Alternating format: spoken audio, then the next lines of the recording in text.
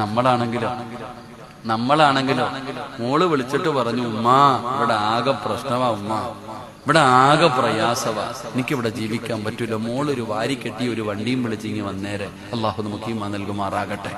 എടോ, ഇന്നത്തെ മാതാപിതാക്കളാണെങ്കിൽ അവര് മക്കളോട് പറയും, ഒന്നെങ്കിൽ ഞാൻ വരാം, അല്ലെങ്കിൽ നീ തന്നെ ഒരു വണ്ടി വിളിച്ചിങ്ങി വന്നേരെ. എന്റെ പ്രിയപ്പെട്ട സഹോദരങ്ങളെ, സ്വന്തം മക്കളുടെ ജീവിതം നഷ്ടപ്പെട്ടു പോകുന്നതിൽ ഇന്നത്തെ ഉമ്മയ്ക്കോ വാപ്പയ്ക്കോ ഒരു വിഷമമില്ലാത്ത കാലം. അതിന്ന് വാശിയാണ് എല്ലാവർക്കും വല്ലാത്ത വാശി, വല്ലാത്ത വൈരാഗ്യം, ഈഗോ. തോറ്റു കൊടുക്കാനും താഴ്ന്നു കൊടുക്കാനൊന്നും പറ്റൂല. പെണ്ണിനെക്കാളും വാശി പെണ്ണിന്റെ ഉമ്മയ്ക്ക,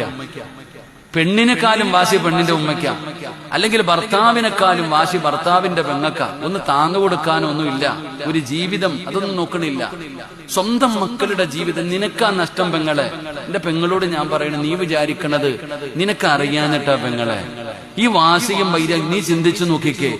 ഏതൊരു ഭാര്യയും ഭർത്താവും 10 മിനിറ്റിൽ നിന്ന് സംസാരിച്ചാൽ തീരുന്ന വിഷയമേ ലോകത്തുള്ളൂ.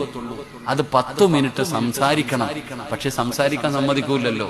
വിളിച്ചിറക്കുമ്പോ തന്നെ മകളോട് ഉമ്മ പറയുന്നുണ്ട്, വീട്ടിൽ കൊണ്ടുവന്നിട്ട് പറയാ, ഫോണിങ് തന്നേരെ, ഇനി അവൻ വിളിച്ചാ എടുക്കണ്ട. കാരണം വിളിച്ചാൽ തിരിച്ചു പോകും.